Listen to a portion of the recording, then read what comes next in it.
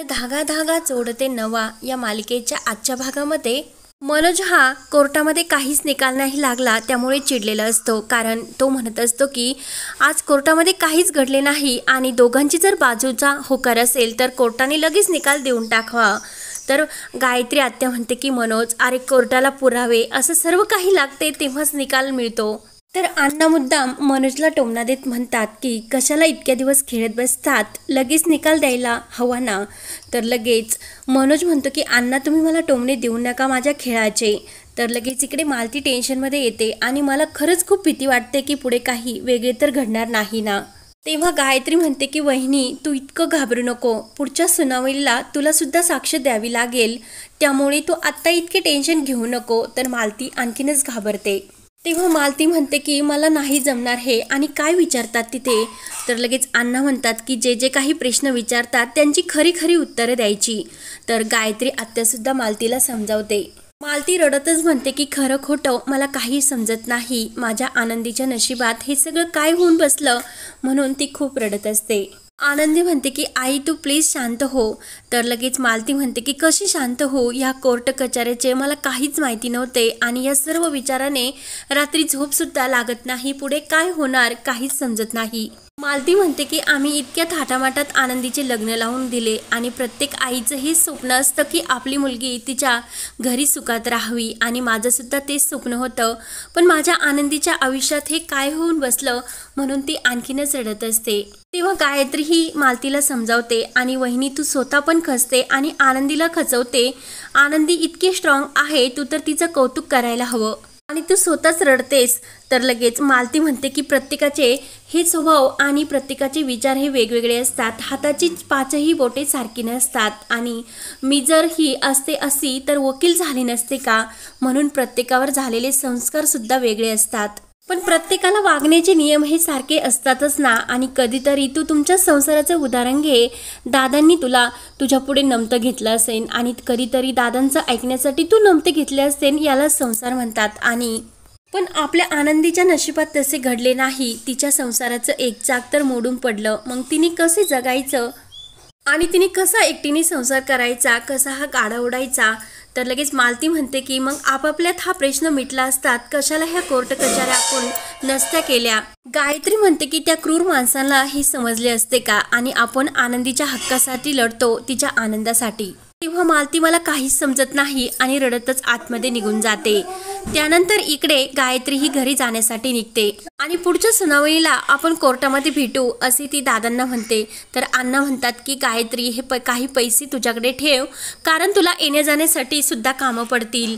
तर लगेच गायत्री म्हणते की दादा, अरे मी काही परकी आहे का, आनंदी माझे कोणीच लागत नाही का, आनंदी मला माझ्या मुलीसारखी आहे, मी तिच्या हक्कासाठी लढते आणि हे कुटुंब सुद्धा माझं आहे, त्यामुळे तू मला हे पैसे देऊ नको, ते परत तुझ्याकडे ठेव।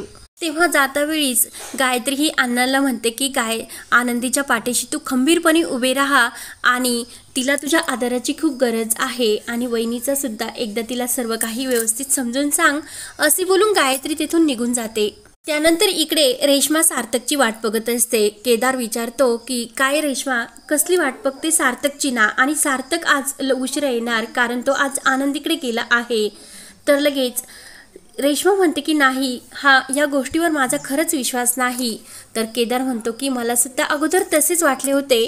केदार म्हणतो की सार्थक आनंदीची माफी मागण्यासाठी गेला असेल। तर लगेच रेश्मा चिडते आणि सार्थकला हे सर्व करायची काय गरज होती, यामुळे आनंदीचा आणखीन कॉन्फिडन्स वाढेल आणि तो त्या मुलीकडं का गेला असेल। तर लगेच केदार म्हणतो की एखाद्या माणसाचे मन एका गोष्टीत रमले तर तो ते करण्यासाठी कुठल्याही गोष्टीला जायला तयार असतो, असे बोलून केदार तिथून निघून जातो। तर लगेच रेश्मा विचार करते की त्या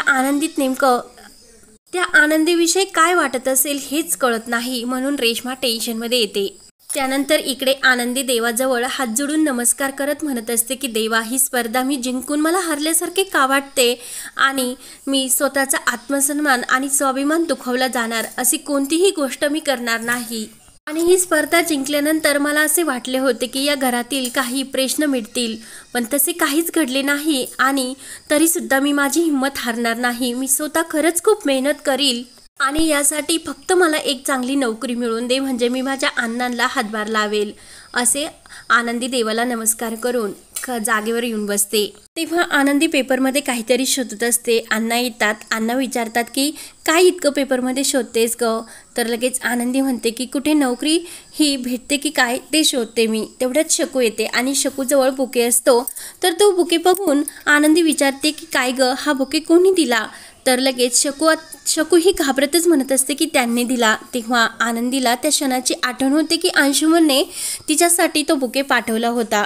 तेव्हा आनंदीला वाटते की हा बुके अंशुमननेच दिला, म्हणून ती लगेच तो शकू सांगायच्या आतमध्ये तो बुके बाहेर फेकण्यासाठी लागते। तर समोर सार्थक येतो आणि तो बुके झेलतो। तेव्हा सार्थक हा आनंदीकडे बघत असतो आणि आनंदी सार्थककडे। तेवढ्यात अण्णा आणि शकू हे पुढे येतात। तेव्हा सार्थक म्हणतो की हा बुके मी पाठवला यांना। तर लगेच आनंदी म्हणते की तुमच्या बुकेची काही गरज नाही आणि रागाने ती आतमध्ये निघून जाते। तर अण्णा सार्थकला म्हणतात की तुम्ही आतमध्ये या आणि सार्थक आतमध्ये येतो। तर आनंदी ही रागाने तिकडे बघत असते। तर अण्णा म्हणतात की मी आनंदीच्या वतीने तुमची माफी मागतो। तर सार्थक म्हणतो की अहो तुम्ही माफी नका मागू, मीच तुमची माफी मागण्यासाठी आलो। तेव्हा मालती आणि लीना बाहेर येतात। तर मालती म्हणते की आता हे यावेळेस इथे का आलेत? तर लगेच लीना म्हणते की अण्णा तुम्ही नव्हते तेव्हा काल सुद्धा ते आले होते। तेव्हा सार्थक म्हणतो की हो, मी इथे आल्यानंतर मला समजले की काय झाले ते, आणि तेव्हा मी यांची माफी मागण्यासाठी आलो। तर लगेच आनंदी म्हणते की अण्णा तुम्ही यांना सांगा की मला यांच्याशी काही बोलायचे नाही। तर लगेच सार्थक म्हणतो की अण्णा तुम्ही सुद्धा त्यांना सांगा की मी यांच्याबरोबर बोलल्याशिवाय येथून जाणार नाही। तेव्हा एकीकडे आनंदी ही अण्णांना सार्थक बरोबर बोलण्यासाठी सांगत असते आणि सार्थक अण्णांना मध्ये घालून आनंदी बरोबर बोलत असतं। तर दोघांचे बोलणे चालूच असते। अण्णांना काय उत्तर द्यावे ते काहीच कळत नसते। तेव्हा अण्णा म्हणतात की आनंदी पुढे ये, मला कशाला मध्ये घेते आणि माझा चेंडू बनवते। तर आनंदी पुढे येते आणि सार्थकला म्हणते की बोला तुम्हाला काय म्हणायचे? तर सार्थक आनंदीकडे बघत म्हणतो की हे जे काही झाले ना त्यात खरंच मला काहीच माहिती नव्हते आणि माझी काहीही चूक नव्हती, तेच सांगण्यासाठी मी इथे आलो। सार्थक म्हणतो की काल इथे आल्यानंतर वहिनींकडून मला जे काही घडले ते समजले, पण ते खरंच खूप वाईट होते आणि ज्या लोकांनी हे घडून आणले त्यांना सुद्धा मी खूप कडक शब्दात ताकीद दिलेली आहे। तेव्हा आनंदी म्हणते की तुमचं जरी बोलणे झाले असेल तर तुम्ही निघा इथून। तर लगेच सार्थक म्हणतो की मी माझे जे काही काम आहे ते पूर्ण केल्याशिवाय इथून कुठेही जाणार नाही। तेव्हा सार्थक पुन्हा तो 21 लाखाचा चेक आणि जे काही कंपनीची ऑफर असते त्याचे अपॉइंटमेंट लेटर आनंदीच्या हातामध्ये देतो। तेव्हा आनंदाची बातमी ऐकून सर्वजण खूपच आनंदी होतात। तर अण्णा मालतीला म्हणतात की अगं आज इतकी आनंदाची बातमी आहे, तू साखर घेऊन ये। तर आनंदी म्हणते की नाही, मी अजून यांची ऑफर स्वीकारलेली नाही आणि ती स्वीकारायची की नाही हा माझा निर्णय आहे। तेव्हा आनंदी सार्थकला म्हणते की मी खूप मेहनत करून ही स्पर्धा जिंकली, पण तुमच्या कंपनीतील लोकांनी माझ्यावर किती घाणेरडे आरोप केले आणि हा जॉब जर मी स्वीकारला तर आणखीन कोणतेही आरोप मला सहन करावे लागतील, त्यामुळे मला तुमच्या कंपनीत जॉब नाही करायचं, असं आनंदी सार्थकला उत्तर देते। तर सार्थक आनंदीला म्हणतो की तुम्ही काही चुकीचे केले नाही, त्यामुळे मग लोक काय म्हणतील याच्याकडे का लक्ष देता आणि तुम्ही स्वतःवर विश्वास का ठेवत नाही? साडी बनवताना तुम्हाला ज्या काही अडचणी आल्या होत्या त्या सॉल्व्ह करण्यासाठी लोक तर आली नव्हती ना, मग तुम्ही त्यांचा विचार का करतात? तर अण्णांना सुद्धा सार्थकचे म्हणणे पटलेले असते। आणि या स्पर्धेमध्ये तुम्ही भाग का घेतला होता? कारण तुमच्या आईवडिलांची स्वप्न तुम्हाला पूर्ण करायची होती। मग आता इतकी मोठी ऑफर तुमच्या पुढे आईवडिलांची स्वप्न पूर्ण करण्यासाठी आली, मग तुम्ही ती का नाकारता? त्यामुळे आता इथून पुढे तुम्ही ठरवायचे की तुम्हाला लोकांचं ऐकायचं की तुमच्या मनाचं, आणि स्वतःवर विश्वास ठेवायचे की नाही। तर लगेच तो चेक आणि ती ऑफरचे अपॉइंटमेंट लेटर आणि बुके सार्थक आनंदीच्या हातामध्ये देतो। तर आनंदी सार्थकडेच बघत असते आणि सार्थक तिथून निघून जातो।